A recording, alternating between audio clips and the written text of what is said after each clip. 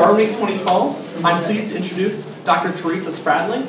She teaches genetics and graduate level systematics and evolution here at the Department of Biology at UNI. Her current research focuses on the parasites and coevolution and the one system in particular. I believe it's the parasites of chewing lice and the pocket gophers they parasitize. Her current work is with her colleague Jim Duplications, master's student Sherry Harper, and undergraduate Courtney Calhoun, and they use DNA fingerprinting and DNA sequences to study genetic variation in that system. Please give a warm welcome to Dr. Theresa Spradling.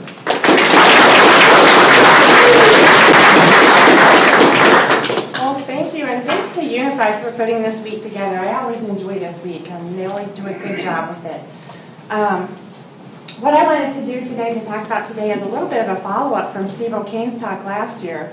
Some of you may have seen him talk with the title, Hang 'em High, talking about why at the time of the Scopes trial in 1925, there really wasn't a good enough understanding of genetics to really support evolutionary theory. And so today I wanted to take off and tell you a little bit more about what we know about genetics and evolution today. First, I wanted to give you a quick explanation of why genetics is essential to evolution. Consider this really simple example where we've got these organisms, different colors, living in an environment. And you might be able to, say, well, perhaps the ones that match the background best might survive well. And if they survive well, then they might reproduce a lot. But if color isn't a hereditary trait, if it happens to be something that's just environmentally determined or something like that, then when that successful individual reproduces, they might have babies that look like anything else, any other color. And so, whatever natural selection might have been going on there is really ephemeral. It doesn't change the population in any way over time. But in the same case, if we start off with those individuals with lots of different colors, and if color is hereditary, then when that individual that is so successful in this environment reproduces, it has babies that are also successful in this environment. And so heredity really matters in evolution. It's a fundamental part of the process. And Darwin spent a lot of time, a lot of space in Origin of Species outlining evidence for heredity. And as Steve pointed out last year, it matters a lot that what is passed on, this discrete particle is passed from parent to offspring. And we understand a lot about DNA and genes now that gives us some basis for really understanding evolution in a much better way. So let me go ahead and get something off my chest right away. The title that I used today, I needed some inspiration from somewhere, and I decided to just steal it. I stole the title from Theodosius Dostoevsky. It's the title of this book that he wrote in 1970, Genetics of the Evolutionary Process. And I kind of had a feeling that some of my colleagues might recognize that, so they haven't disappointed anything. But this is a really great book. It's really well written. It's still accurate. It's got a lot of great stuff in it. Jansi's a good person if you're going to steal something from somebody. He's a good one to steal it from. He's a great mind in evolution. He's considered one of the architects of the modern synthesis, which is a movement or a period of thought in the 30s and 40s where genetics and evolution really kind of came together. And so he's always thrown in with some big names that are all, very dear to biologists like Fisher and Wright and Haldane, Myers, Simpson, Stebbins, all those guys are big names. And this term, modern synthesis, is one that actually was coined in 1942 in a book by Julian Huxley, Evolution, the Modern Synthesis. Julian Huxley has a couple of famous relatives that you've probably heard of too. But this movement, the modern synthesis, is something that's alive and well today. In fact, it has its own Facebook page. And I don't know if I understand it right. It doesn't have a lot of likes, so if you get bored while I'm talking, if you get your phone out and fix that, or use whole fix that. Dostoevsky said another thing that you probably have heard quoted all the time. I mean, I saw a lot of smart things, but this was the title of a paper that he wrote for the American biology teacher in 1973. And many of us have repeated this line: nothing in biology makes sense except in the light of evolution. And it's simple. It's very true. When we look at a group of species, if they have certain physiological characteristics in the way they do something, then we know that common ancestry might help explain why they have those similarities. And when we see differences between species, we know natural selection may be playing a role. So nothing in biology and physiology, none of it makes sense except in light of evolution.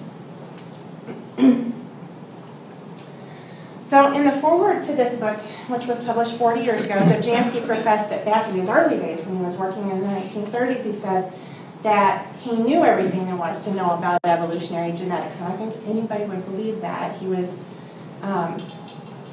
a leader, in a new field. And he said that by the time he published this, that the literature that was relevant was already overwhelmingly vast. He couldn't keep up with all of it. He didn't know all of it because, no one person could, and he couldn't fit what he did know even into this one book.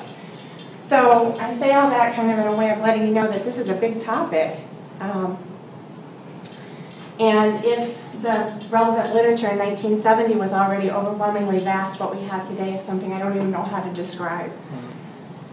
DNA sequencing, learning the order of the nucleotides in DNA, was only just becoming feasible at the end of Jansky's life.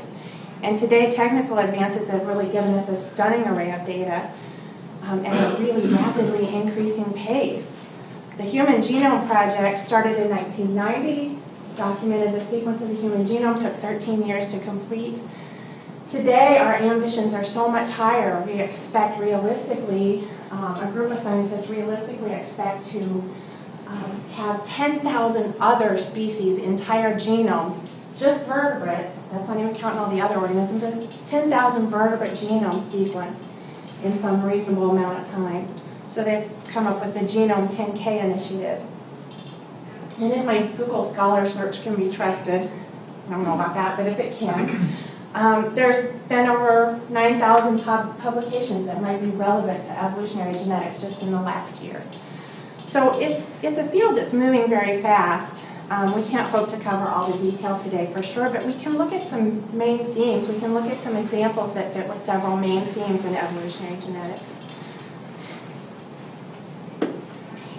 A Darwinian view of evolution is one in which all of this diversity in life today, bacteria, fungi, insects, mammals, all of that diversity is descended from a common ancestor. But the question from a genetic perspective is, how do the genes get us there? How do subtle mutations in DNA allow all this diversity to arise?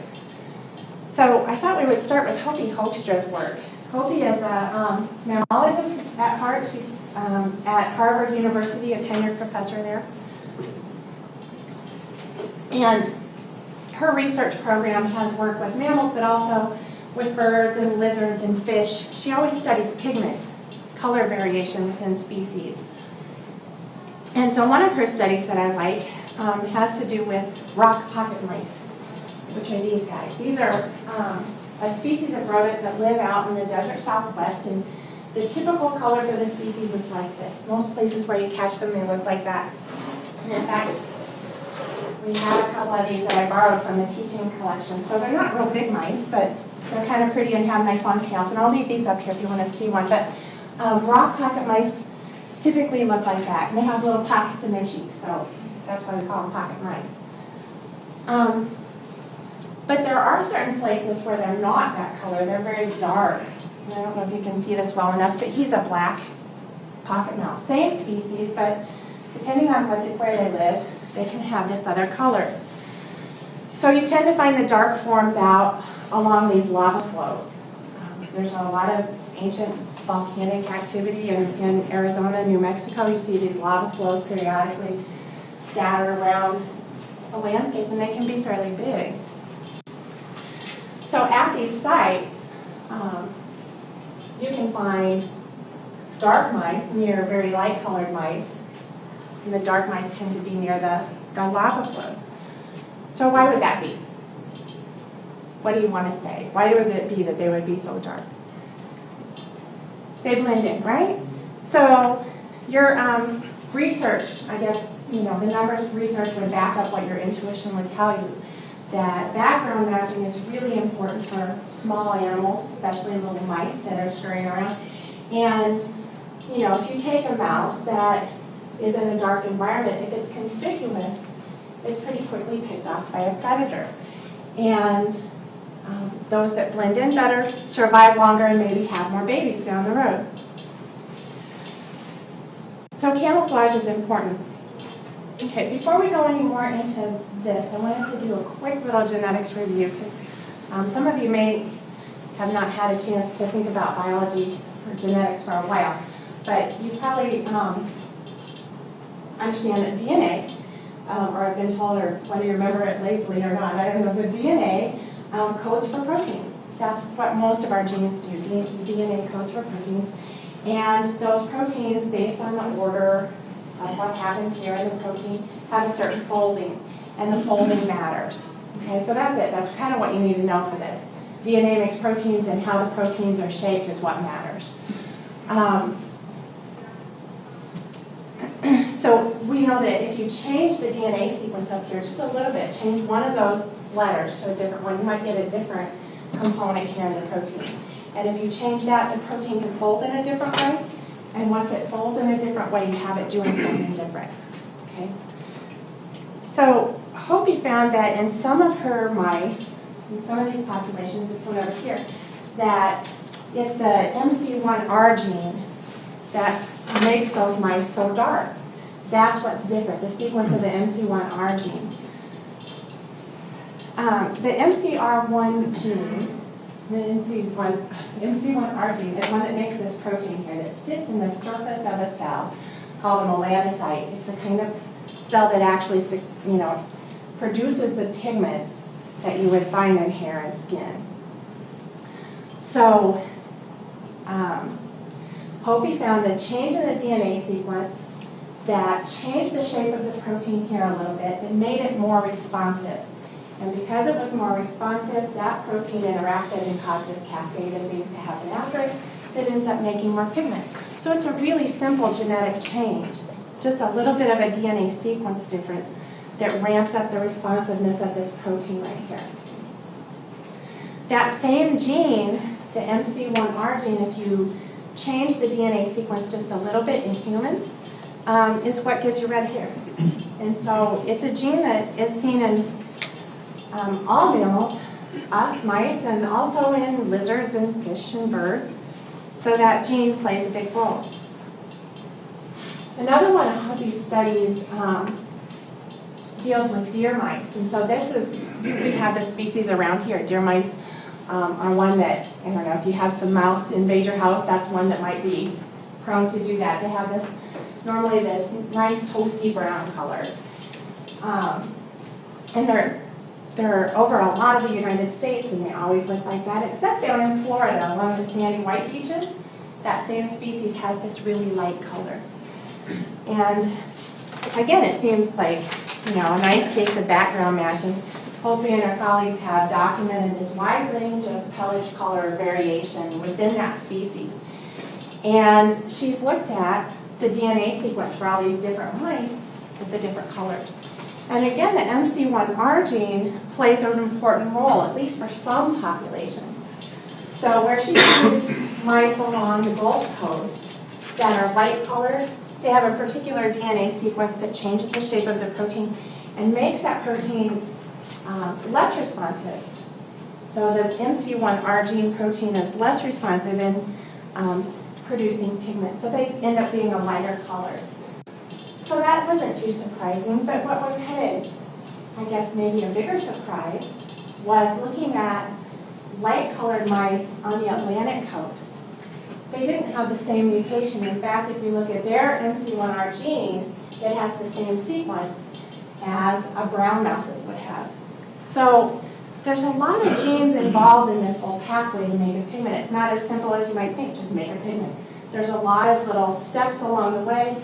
And any little mutation in any one of these things might actually cause lighter or darker color. So she would have to investigate the sequences for a lot of genes to really know for sure what's going on. But she has looked at protein function and understands how that protein works and what's making it responsive and what's making it not. And some of the interesting comparisons then that she's done, looking at lizards and these mice here, she's found, I guess, that the same DNA sequence that you see in beach mice that gives them a light color also shows up in mammoths. So she sequenced DNA from mammoths that have been frozen, preserved that way. They have nice DNA. And there's quite a bit of preserved mammoth here, so we can actually see the color. But they have, even though they're distantly related, beach mice and mammoths, they have the same DNA mutation. They got to the same place, light color, by the same genetic mechanism. The same mutation popped up. Which is kind of funny because even among some distantly related mice, or excuse me, I'm saying that backwards, between some very closely related things, mice that just live on opposite coasts of Florida, we see different mutations.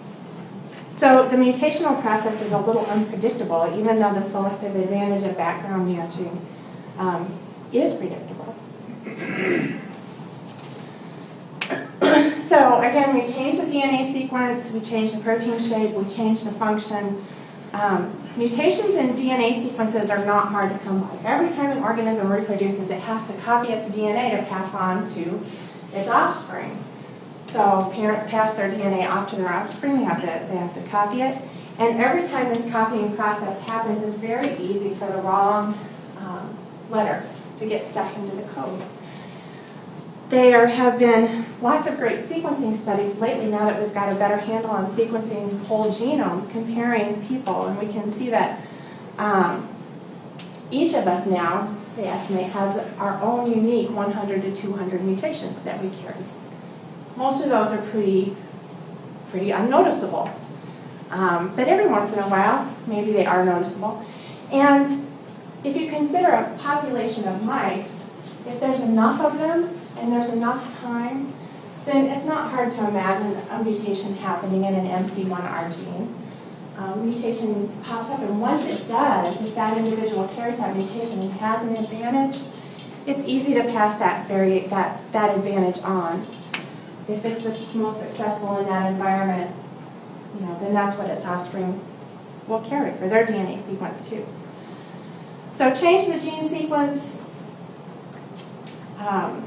change the protein shape, change the population. That's pretty standard evolutionary genetics, just like someone would have imagined it 40 years ago. And that's all right. What's really great, though, what's new, I guess, is that now we know the DNA sequences and we know the actual protein shapes and we know exactly what's going on in some of these species. And this is just one example of many. So that's one theme. That's one kind of genetic change in the evolutionary process. But that's not the only thing that goes on. You don't always have to change the protein shape. Another thing that matters is changing how much protein you get. So even if you have the very same protein, changing the amount of it in the end will change the way the organism looks or acts. You can see evidence that this is true when you think about someone with Down syndrome. Most of our chromosomes always come in pairs. Human chromosomes always come in pairs. And for someone with Down syndrome, rather than having all perfectly matched little pairs, there's one case where chromosome 21 comes in 3 copies. There's 3 copies of that chromosome. And that's what confers all the effects of that genetic condition.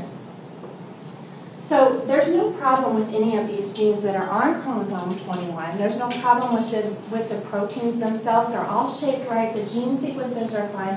It's just a matter of having too much protein from each of these genes that are on that chromosome. Every copy of the gene can be making a bit of protein, and so having 3 copies changes what you would get versus having 2 copies. So protein quantity really does matter. And we're seeing that play out in a lot of different species and a lot of different genes. This comes back to Darwin's finches. I like that we can go back to Darwin's finches and talk about things that we couldn't have even dreamed of at the time. You're familiar with them because their beak or bill shape matches so well with their diet, right? We have within this one little group of kind of plain-looking little birds, we have fruit eaters with a particular bill shape. We have, finch probing beaks, cactus eaters. We have crushing beaks that crush seeds. And so there's some variation there in their morphology. And some researchers have actually come down to figuring out what genes matter. Which genes turn on during the embryonic development of a bird to make that beak be formed. And so there's two genes, the BMP4 and the CAM gene, that are important. But what they discovered is that the sequence of the gene is the same in all of these species. That's not what makes them different. But the amount of protein that you get in each of those kinds of birds is different. And so by taking two genes and just regulating how much protein you get from each one, you can see a wide variety of three-dimensional shapes. So they showed that in the species that have long probing beaks, that happens because the BMP4 gene is making just a little protein, not very much. But the CAM gene is making a lot of protein. So CAM is coding for how long, or CAM amounts are determining how long the beak is going to grow, and BMP4 has more to do with how high and how wide it gets. So if you get a little bit more BMP4 and keep CAM high, then the beak is a little bit whiter, and that corresponds with a little bit different diet. And then if you get more protein from BMP4 but dial this back down, then you have a shorter beak that's wider and deeper. And then if you have this stay very low but keep this very high and turn it on earlier, so the protein's expressed earlier in the development of the baby, then you get this very heavy, hard bill that's good for crushing seeds. So that all comes down to the amount of protein that you get rather than the shape of the protein. And I wonder why that was. This was published in 2006, and I kept looking because I really wanted to use this example. There isn't a paper out there yet, so I tried checking with the author to see what they're doing, what do they know. And he said that they are getting ready to write this all up. They have data to answer this question, why genetically does one species have high CAM and another species have low CAM. And it comes down to these parts of the genome that control our genes. So if you're a NOVA watcher, you might have heard these things called switches before. Like every gene has a switch.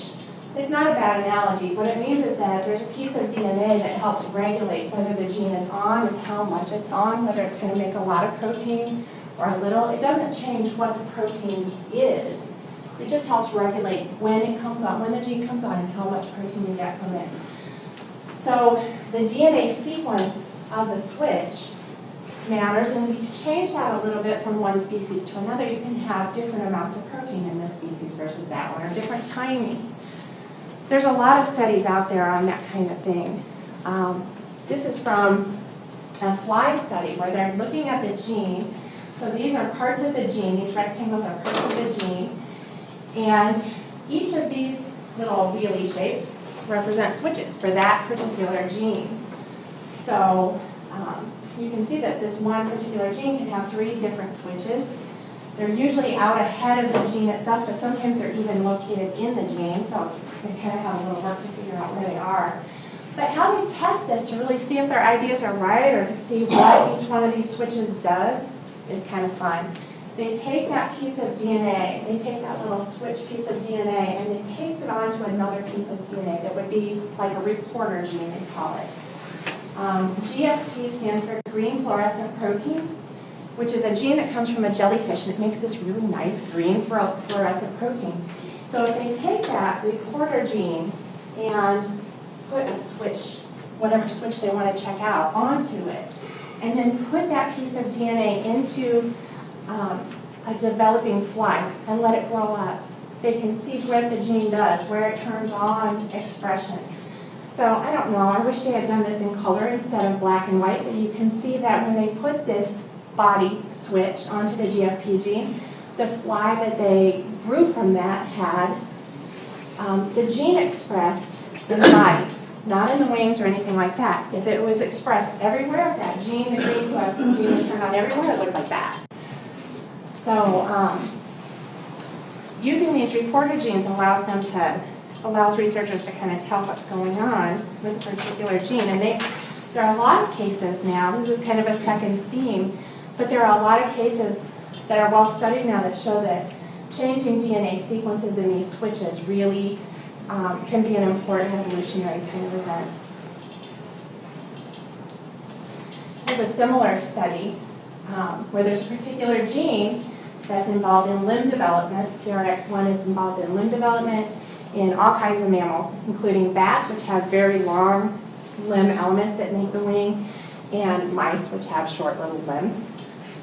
They did a similar kind of gene, gene transfer, kind of like what I told you with the reporter gene, but they used this actual PRX1 gene and put the bat switch onto the mouse gene and let little mice grow up with that. And what they found was that the mice actually grew longer limbs. Not a lot longer, but longer than they would have had they been regular little mice. Okay, so it isn't that hard to change a trait. You can change the protein shape by changing the gene sequence, like we saw with color. You can change the amount of protein or when the protein shows up by changing the switch. We saw that with the bill. You can change where the protein shows up. We didn't look, well, we did. We looked at the fly. But where do new traits come from, right? I mean, if we're going to look at all this diversity and really wonder how evolution could produce that, you want to understand where new innovations kind of come from. So 1970 was a big year. 1970, Ono published a book, too, called Evolution by Gene Duplication. I don't really understand the cover. I don't know what's going on with that picture. I've tried to find out what that means, or I don't know. But anyway, what he said in the book was really good. And it's another really well-organized book. But what he said was that gene duplication is a great way for evolution to create new traits. So gene duplication means that, say you have this as an ancestral chromosome with a little piece of DNA that we're looking at here becomes duplicated. That means we now have 2 copies of that gene. And usually they're right next to each other, but not always. So that's what gene duplication is. You have extra copies of the gene. And what Ono proposed, and what people still believe today, is that once you have these duplicated genes, now one of them can take on a new function, and the organism's still okay because the other gene's still doing the original job.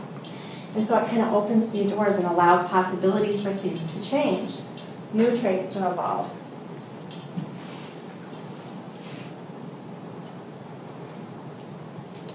Gene duplication seems to be really important in our own lineage. It's common in all kinds of organisms. Now that we're sequencing entire genomes, you can see genes that are there in multiple copies. But humans seem to have a whole lot of those duplicated genes for whatever reason. So the red color in this tree represents how much gene duplication there is in a particular lineage. And, orangutans and macaques, there's some numbers here of gene duplication, but chimpanzees, humans have twice as many duplicated genes as chimps. And that might fit with some other interesting things that you know about humans and chimps. You've heard probably before that we're practically identical genetically. If you look at the proteins that a human makes and the proteins that a chimp makes, they're almost identical. But there's a big difference in the amount of proteins that we make for a lot of genes. There's a lot of genes where humans produce more protein than our chimp cousins do. And there's a lot of other genes where chimps make more protein than we do. And so understanding the function of those proteins will be interesting in the future.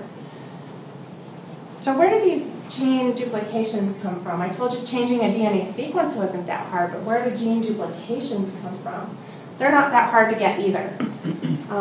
One way, in sexually reproducing organisms, one way that you can get gene duplications is during the process of making an egg cell or during the process of making a sperm cell. Either way, those paired chromosomes have a time when they pair up. They pair up, they stick together, and they actually cross over and switch some DNA. And usually that happens in a really equal way until you never see the effect of it. But sometimes it happens where there's not an even exchange of DNA between the chromosomes. You have one of those chromosomes leading the exchange with less DNA and the other with more. And so there's a gene duplication if that crossover didn't happen evenly. There's other ways of getting extra copies of genes even without sexual reproduction. That's just something that I happen to have a picture of. But cancer patients who start life with a completely normal number of genes for all of their genes, I guess, in their cancer cells will often show duplicated copies of genes, side by side, multiple copies. A gene that they started out in life only having one copy of, they might now have 7 in a row in a particular cell, in a cancer cell. So that's just a single cell population. That's something that can crop up over a few decades, that kind of mutation. So it's not that hard to come by duplicated genes. Most of those mutations that we see, and when we think about them, lots of times they're harmful, or at least they're not very beneficial, but sometimes in history they can be beneficial, and that's the kind of thing that we're really interested in from an evolutionary standpoint.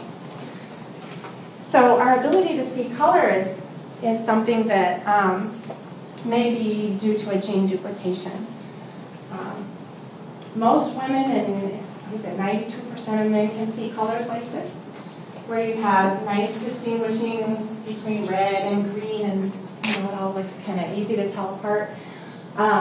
Some men, most commonly men, would be colorblind, and the world would be more like that. What we're looking at here is dichromatic versus trichromatic vision of colors. People who are colorblind, and most mammals, would see dichromatically. They would have they have genes that produce proteins that help them see things in the blue range, and they have genes that make proteins that help them see things in the green range. And so that's what the ancestral condition would have been for our lineage. Most mammals show that type of vision of color.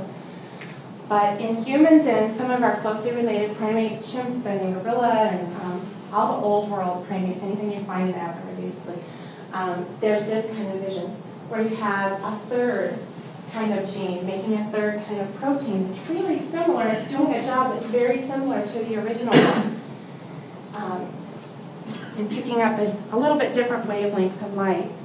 And when you look at the genes that are responsible for that, they're right next to each other. They have really similar DNA sequences, and it seems like a pretty obvious case of gene duplication. This is the ancestral condition, and now we have two genes that are right next to each other that have been duplicated, and one is now taking on a slightly different function than the original, or than the other. So this gene duplication kind of adds a layer of complexity. It adds a new thing that we can do. Okay, this is a figure with a lot going on in it, but it's kind of easy to understand. It's just an evolutionary tree of some different kinds of organisms. Sea urchins, tiny little things, and then we've got flies and worms down here, and cephalochordates, we've got like squid and octopus, that kind of thing. Here we've got fish, and the tetrapods, the kinds of vertebrates that you think about the most, turtles and birds and fish and salamanders. So what we're looking at is a set of relationships, and then on the colored boxes here, we're looking at certain genes. They're called Hox genes, and you might have heard of those at some point. They're kind of an interesting set of genes that control development of an organism. And controlling development is important because the organism, that's when it's taking on its shape that it's going to have, right? So we have all these genes that are common to all these kinds of life. They're interesting. They're probable cases of gene duplication in themselves. If you look at these two, they're near each other and their DNA sequences are similar. They're probably a case of gene duplication. And you see them, throughout all these lineages. But what's kind of interesting when you look at these two lineages is you see the same set of genes, but you see multiple copies of them, right? So now we have, instead of one copy of this blue, we've got several. And so Ono actually, in his 1970 book, put forward this idea that fish and the other vertebrates had some rounds of whole genome duplication. Their entire genome got duplicated. That's not a hard thing to do. That happens in plants a lot. I mean, it's not survivable in humans when that happens, but it can occasionally work. And so this is a more modern take on Ono's idea, but it shows how there have been probable rounds of whole genome duplication, where we see evidence in the genome sequences for all these things of genes that have all been duplicated. Not once, but twice, and then in fish a third time. And that fits really well with those ideas that, and data that we have from Hox Genes. So the mutational process can modify the organism in a number of ways. It can change the gene sequence so you get a different protein shape. It can change the switch sequence so you get a different amount of protein, or you get a protein showing up earlier or later or someplace different than it used to.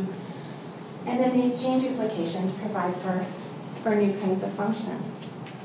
So genetics is really integral to the evolutionary process, and all these recent studies, and a whole lot more that we don't have time to talk about, really greatly help our understanding of how evolution can proceed. Thank you.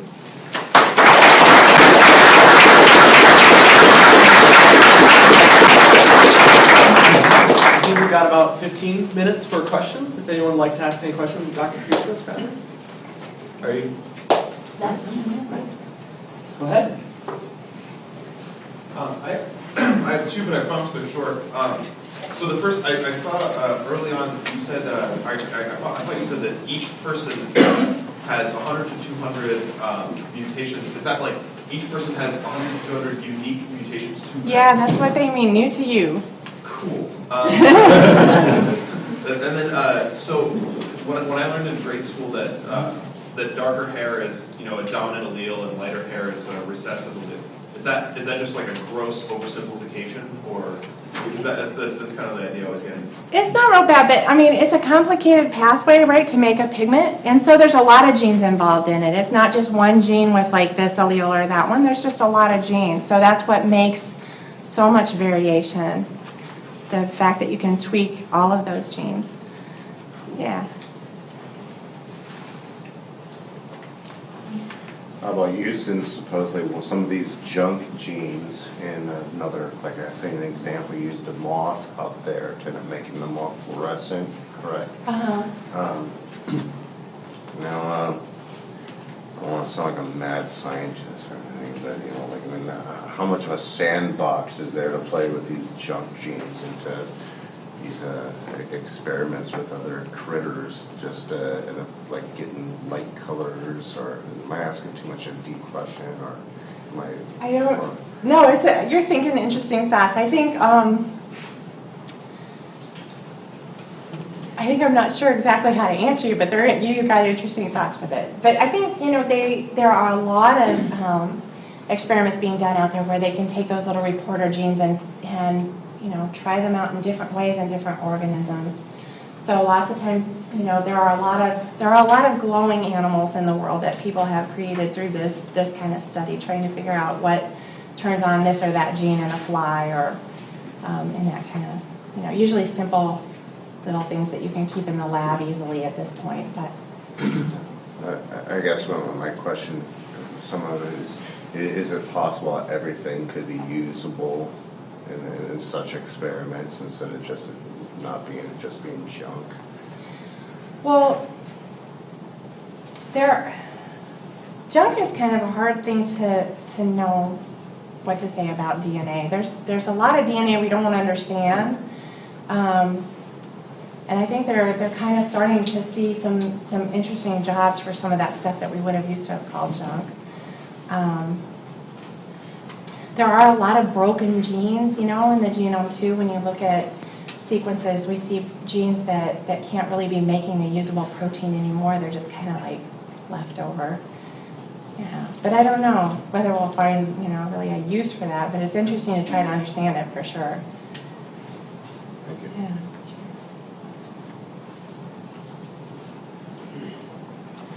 All right, well, thank you.